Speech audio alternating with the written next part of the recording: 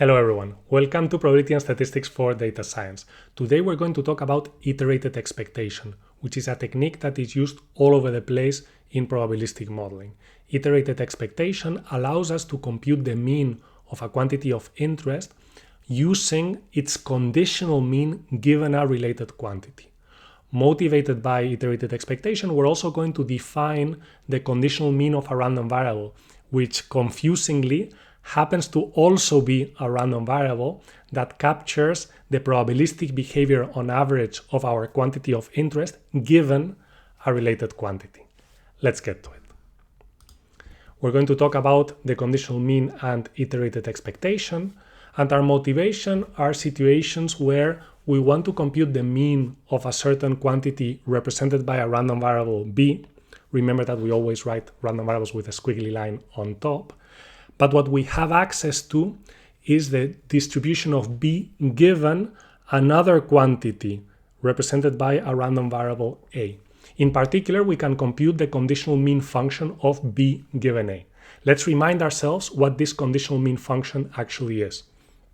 The conditional mean function gives us the conditional mean or average of b when a is fixed to be a certain value. So imagine that we fix a to be equal to 1, then the conditional mean function, if the discrete random variable b is discrete, is computed as a weighted average of the possible values of b times the probability that b is equal to that value, given that a is equal to 1. Similarly, we can plug in any other possible value of a for which this conditional PMF is well defined, and immediately we're going to get out the value of the conditional mean of b given that value of a. If b happens to be continuous, it's exactly the same idea, except that we use the conditional density of b given a and we take an integral instead of a sum. Now the question is, how can we compute the mean of b when we have access to this conditional mean function? In order to answer that question, first we're going to reason intuitively, and then we will make things a bit more rigorous. In order to reason intuitively, let's remind ourselves what we mean by the mean of a random variable b. We have defined the mean of a random variable so that essentially it approximates the average of samples of the random variable when we take many samples. So we can think of the mean as approximately the average of samples from that random variable. Now let's go to a situation where we have joint samples from the random variable of interest together with a related variable, which is the one that we're conditioning on. Okay, so we have pairs of samples, and what we have access to is the conditional distribution of the red samples given the green samples, but what we really want is the average of the red samples. We're going to interpret this data as samples from, I said samples like 20 times, the last two sentences, sorry about that, as samples from a random variable a and a random variable b. We want the mean of b. This is why I was saying that we want the average of the red samples. All right, so just to express things a little bit more mathematically, here, this is not a set because it can have repeated elements, so let's call it a bag. The bag y(a), for example, y1, would contain the second entry, but only of those pairs for which the first entry is equal to, for example, 1, okay, whatever value is indicated here. The conditional mean of the second entry given the first entry is just the average of the second entry when the first entry is fixed to a certain value. Oops, sorry about that. When the first entry is fixed to a certain value. For example, if we want the conditional mean function of b given a equal to 1, we're going to get all the pairs for which a is equal to 1. The second entry of those pairs is given by, like the bag of those second entries is called y1. We're just going to average everything that is inside y1. So we have to divide by the number of pairs, which we denote by na here. All right. So hopefully that makes sense. That's intuitively what the conditional mean is. It's just a conditional average. And this is actually how we estimate it from data. We're also going to need the intuitive definition of probability. So at the beginning of the course, we defined probability intuitively as the fraction of times that a certain event occurs, like the probability of an event is the fraction of times that an event occurs if we repeat an experiment many, many, many times. So in this case, if we have many samples from the first entry, the fraction of those samples that are equal to a certain value, for example, 1, that is approximately the probability that the random variable A is equal to 1.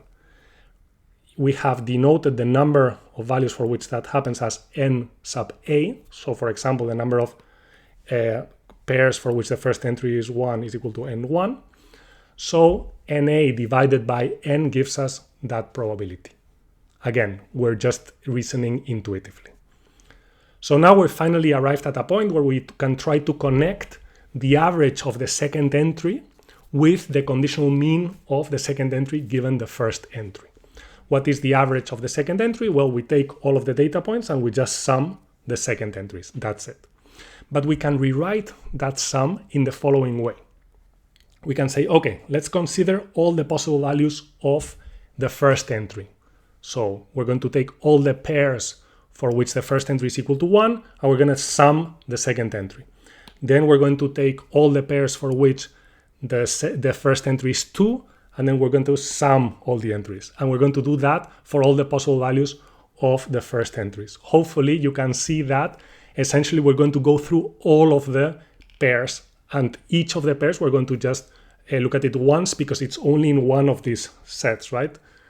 Not sets, but bags, for which, depending on the value of its first entry.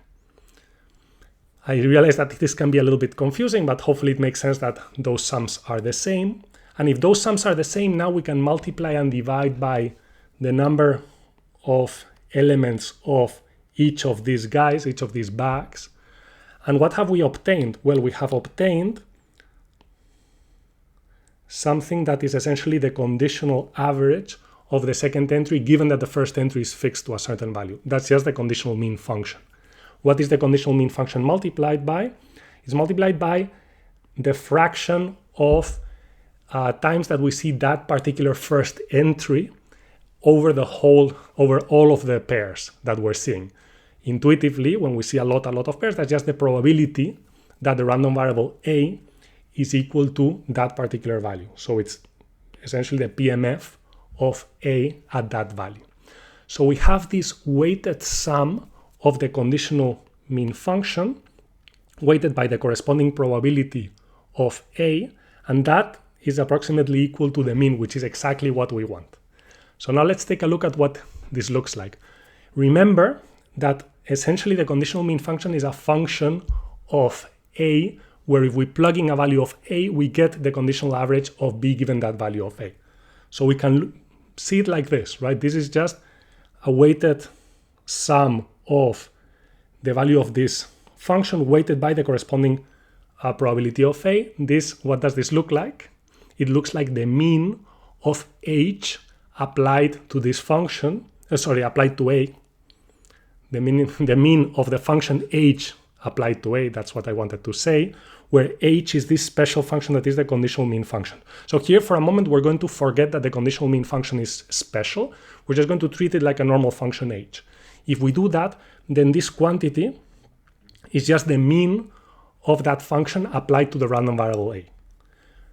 Let me remind you, so I'm not making this up, like we already talked about this in the video on the definition of the mean. If we want the mean of the function of a certain random variable, what do? We take the function, we apply to all the possible values of that random variable, and we multiply by the corresponding value of the PMF, okay? So if we go back to this weighted sum of the PMF times the values of the conditional mean function, which we have seen that approximately is equal to what we want, which is the mean of B, we can interpret this as, and this is here, I really want you to stop for a moment and realize what we are saying, okay? This is the same as taking this function H and plugging in the random variable A. So up to now, we have been talking about the conditional mean function as a deterministic function where I can plug in every possible value of A and I will get the conditional average of B given that value of A. Now I'm plugging in the random variable A into that deterministic function and taking its mean or expected value. And our intuitive reasoning shows us that this should equal the mean of B, which is what I was interested in. This might be a little bit daunting the first time you see it, but we're going to take it apart in a couple of examples, so hopefully it will become clearer. Okay, if we do this for continuous random variables, a very similar intuitive argument will tell us that the mean of B should approximately equal the weighted integral of the conditional mean function weighted by the density of A. But what is this? This is essentially the weighted integral of a certain function, which happens to be the conditional mean function, but forget for now that it's the conditional mean function. Okay, any function. If you saw this, what would you say? Well, this is just the mean of H applied to the random variable A, where H happens to be this conditional mean function. Okay, so we defined this. We defined the mean of a function of a continuous random variable as exactly this expression. So if we put in the conditional mean function there, because it is a function, it is a deterministic function of A, then we obtain that the mean of B, again, is the mean of the conditional mean function if you plug in A into the conditional mean function, which again is a little bit confusing the first time you see it, and I completely understand it being confusing. So let's take a step back. We have taken the conditional mean function, which is a deterministic function of A that we can just plot, and we will plot it for a couple of examples. And we have plugged in the random variable A. So what do we obtain when we plug in a random variable into a deterministic function? We obtain another random variable. So now we have this weird object, which we call the conditional mean, which is the result of plugging A into the conditional mean function. This object, in general, has a different notation in many books. You will see it as often denoted like this. But I find this notation very, very confusing because this object is actually a random variable. It's not an expected value. It's not a constant. It's a random variable that has its own distribution. We're going to derive the distribution for a couple of examples. And it's obtained by plugging in A into the conditional mean function. So that's why I've chosen this other notation where first we define the conditional mean function as a function of A, and then we clearly specify that we're plugging in the random variable A into that conditional mean function, hopefully to make it a little bit clearer. Okay, so then now let's take a look at some examples to see what the conditional mean actually looks like, for concrete examples. So we have these two random variables A and B that have this joint PMF. So for example, the probability that A is equal to 1 and B is equal to 2 is equal to 0.2 and so on. So we already derived the conditional mean function for this example in the previous video, but essentially what we do is we look at the conditional PMF and we compute the corresponding weighted sum, and we see that for 1, the mean of, so if A is equal to 1, the mean of B is 2.14. If A is equal to 2, the mean of B is 2.57. If A is equal to 3, the mean of B is 2. Okay? This is what I meant by saying that it's a deterministic function. If I plug in 1, I always get 2.14. If I plug in 2, I get 2.57, and so on and so forth. Now, however, we're going to plug in the random variable A into that deterministic function. Okay, so we are going to derive the distribution of the function that is the conditional mean function when we plug in the random variable A.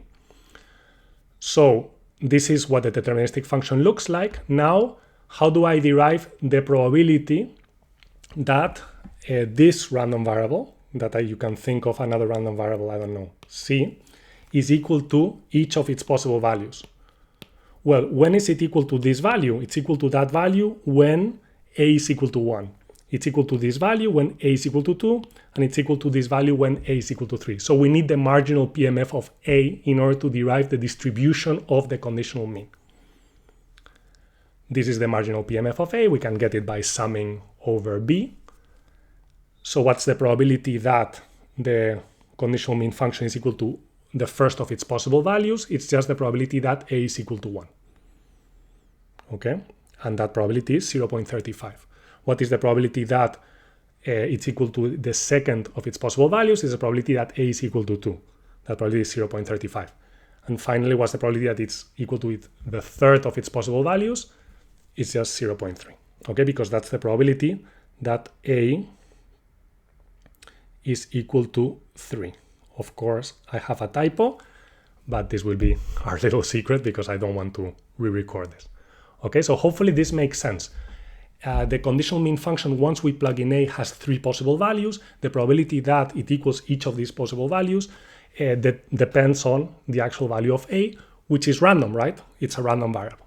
So like this, we have derived the PMF of the conditional mean. Okay, these are the values, the probability that the conditional mean is equal to each of its possible values. Hopefully you see that this is a random variable that can take these 3 possible values with these probabilities. Intuitively, what does this random variable capture?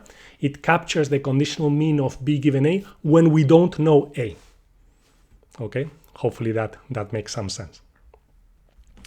Now let's take a look at the case for like another example where we have 2 continuous. We'll go back to the discrete example in a moment, but let's also derive the conditional mean for 2 continuous random variables. So here we have 2 continuous random variables, A and B, that have constant density within that triangle. So the density is equal to 2, so that the whole joint PDF of A and B integrates to 1. We derived the conditional mean function of B given A in a previous video, and it happened to look like this. Okay, it goes from 0.5 to 1 as A goes from 0 to 1. Again, this is a deterministic function, right?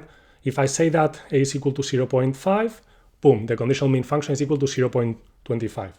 If I say that A is equal to 0.1, boom, the conditional mean function is equal to 0.45, and so on and so forth. Now, what if we don't know A? If we don't know A, we can plug the random variable A into this conditional mean function. That's going to capture the probabilistic behavior of this quantity, which is the conditional mean of B given A. Okay, so this is exactly what we mean by this. We have plugged in the random variable A into the conditional mean function. So it's just 1 minus A divided by 2, but now this guy is a random variable that can take certain values with certain probabilities. In fact, it's characterized by its density, right? So now what if we want to know the distribution of this random variable that you can think of as a random variable C, let's say? Well, we're going to derive it the way we always derive distributions of random variables. We start with the CDF because the CDF has a very intuitive interpretation. It's just the probability that this random quantity is smaller than a certain value. Let's write that down. So we know that that quantity is equal to 1 minus A divided by 2. What's the probability that that is smaller than this constant? Well, we have the density of A. Okay, so we're going to, this is the same as saying that A is greater than 1 minus 2x. So we're going to integrate the density of A from 1 minus 2x up to 1. Okay, this will give us the value of the CDF at an arbitrary point x. We use the marginal PDF of A, which is 2 times 1 minus A. This is derived in previous videos. And when we integrate that, we get that this is equal to 4x squared. Okay, this is only, we can only have that 1 minus A divided by 2 is smaller or equal to x if x is between 0 and 0.5, because A only has non-zero values or is only defined between 0 and 1. Okay, otherwise the probability that the density, of A is equal to 0. Okay, so now we have derived the CDF. If we want the density of this new random variable obtained by plugging the random variable A into the conditional mean function, we just differentiate the CDF. What we get is this density, which is equal to hx between 0 and 0.5.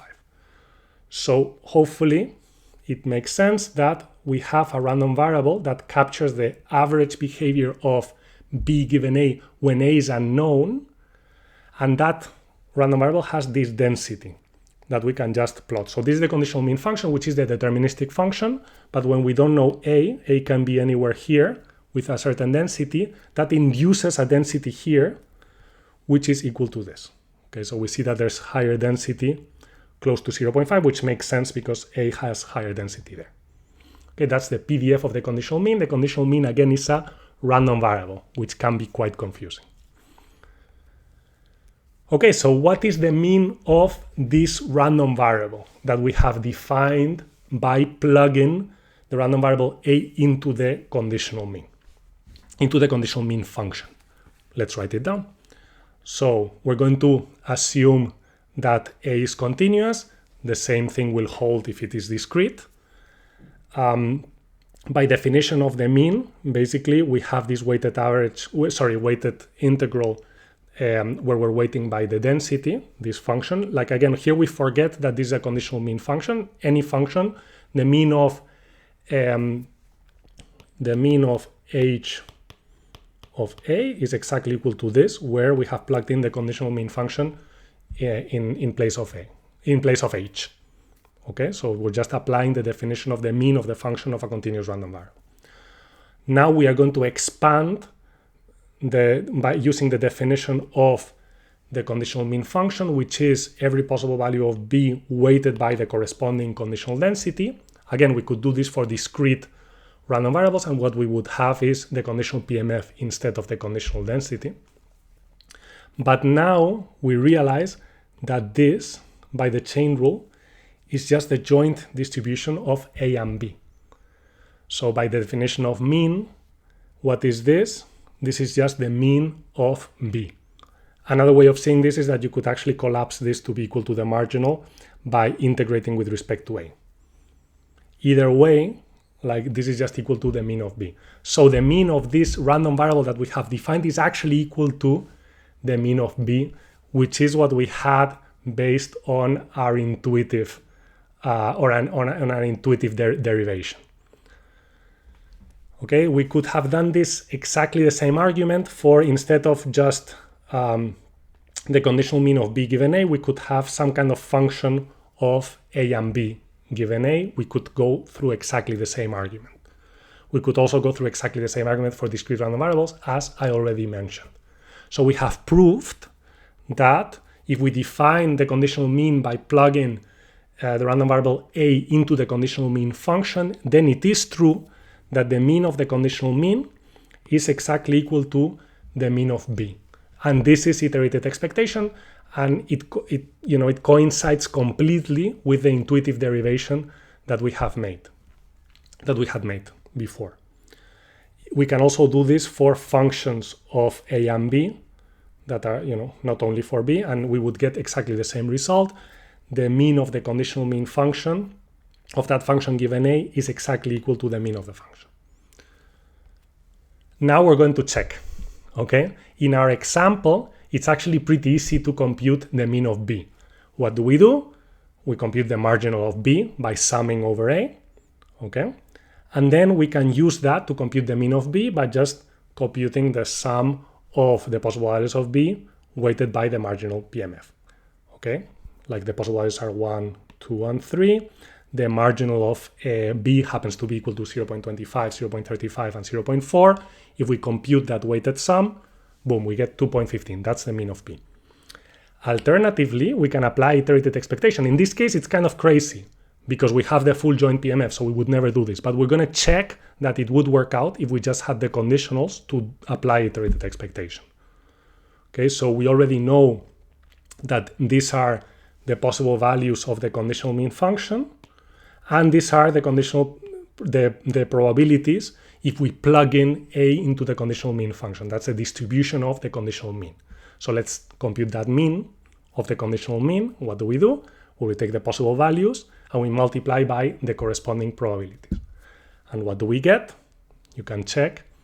We get exactly, so realize that these are the probabilities that the random variable equals to each of its possible values, and each of the possible values are here. So if we compute this weighted sum, which is the mean of the conditional mean, we get 2.15, which is exactly equal to the mean of b.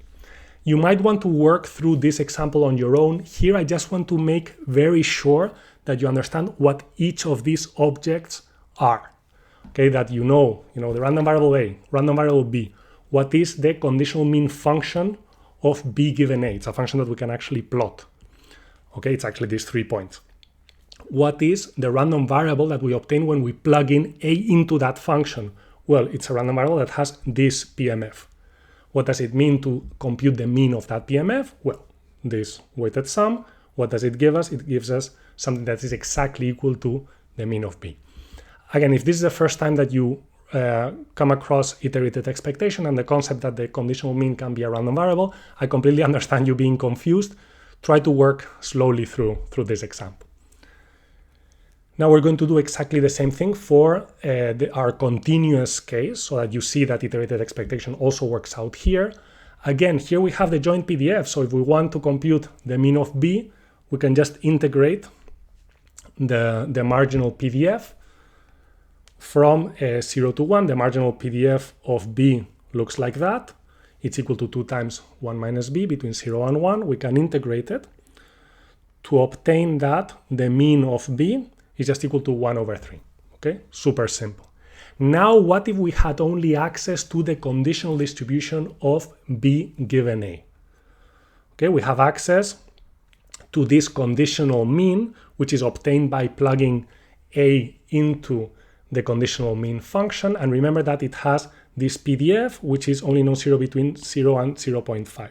Now we can compute the mean of that random variable by computing the integral from 0 to 0.5 of the PDF that we had derived. Of course, here I'm going to have a typo, I think. Let's see if I have a typo. I just want to remember, well, actually, let's see. Ah, no, okay, it's fine. We don't have a typo. So I just was, yeah, because I just want to make sure that I don't have a typo, or if I have a typo, I actually tell you about it. Typos are the bane of my existence. Yes, okay. So I'm jumping back just to remind you, the PDF that we had derived is hx. So now we have to multiply also times x. Let me go back there. Let me go back. I'm actually very sleep deprived, so I was just panicking that there was a typo there. But there's no typo, okay? So here we have hx times x. We integrate from 0 to 0.5. We get 1/3, which is exactly equal to the mean of B. So again, in this case, it's kind of crazy to first derive this and then take its mean to compute the mean of B. But in many situations, we're just going to have those conditional distributions, so it's actually very, very practical. And we're going to see 2 examples of that. In the first one, we have a probabilistic model for the time t until a computer breaks down. And often, these times until something breaks down are modeled as exponential random variables. In this case, we have a complicated probabilistic model where the parameter of the exponential is actually a random variable itself. And that random variable depends on the fraction of time that the computer is off. Okay, the longer the fraction of time the computer is off, let me get this right, the smaller is the parameter of the exponential, so the longer it will take for the computer to break down. And similarly, there's another random variable which tells us how careful the owner is. Okay, so now what we're interested in is in the average of t, in the mean of t. It turns out that the fraction of time that the computer is off and how careful the owner is are modeled in our probabilistic model as being uniform between 0 and 1. In order to compute the mean of this exponential random variable, we would have to derive the distribution. And this distribution is very complicated because we know it's exponential, but conditioned on the fact that the parameter is equal to 1 over a sum of uniforms. So you would have to write this down. It gets quite complicated. However, here comes iterated expectation to the rescue. If we condition on O and C, then t is exponential with parameter lambda, which is equal to 1 over O plus C. We know that what is the mean of an exponential with a certain parameter is 1 divided by the parameter. So the conditional mean function is actually really simple. is just 1 over lambda, which is equal to O plus C. If O and C are fixed, then the mean, the conditional mean of the quantity we're interested in is just O plus C. It's actually very simple. But now by iterated expectation, we can just plug in O and C into that expression and take the mean to give us the mean of the quantity that we're interested in. And that's great because now we have the mean of O plus C. They're both uniform random variables. We apply linearity of expectation. We have the mean of O, which is 0.5 because it's uniform between 0 and 1, plus the mean of C, which is 0.5 because it's uniform between 0 and 1. And we have that the mean of our quantity of interest is equal to 1. And we have not had to derive the complicated density of the time until the computer breaks down. And it's very complicated again because we only know the conditional given O plus C. So we would have to kind of combine the densities of O and C with this conditional, and it would get quite complicated. Iterated expectation makes it very easy. And this is why it's used all over the place. Let's take a look at another example related to a Gaussian mixture model where we were modeling height in terms of the sex of the people in the population. So given the sex, we were modeling height as being Gaussian. We had that the probability of men was roughly 2/3 in our data set because there's 2/3 men, 1/3 women approximately. This is a marginal distribution of the random variable S that represents the sex. And now the conditional distribution of the height given woman is Gaussian with a mean and standard deviation that is estimated from data. Okay, so the mean is equal to 163 centimeters. This actually immediately gives us the conditional mean function of h at that value of s. That conditional mean function, if s equals 0 indicates woman, is equal to 163. Okay, now we can do the same for men. We have that conditioned on s being equal to 1 or being equal to man. Then the distribution of h is Gaussian with a mean estimated from the data, which is equal to 176. This immediately gives us the conditional mean function at 1, which is 176. Now, how do we combine these values if we want the mean of the heights over the whole population and we don't want to compute this PDF that corresponds to the two Gaussians, which gets a bit complicated? Well, again, iterated expectation comes to the rescue. We want the mean of h. We can just take the mean of the conditional mean function, plugging in s, which has two possible values, 0 and 1. This mean is really easy.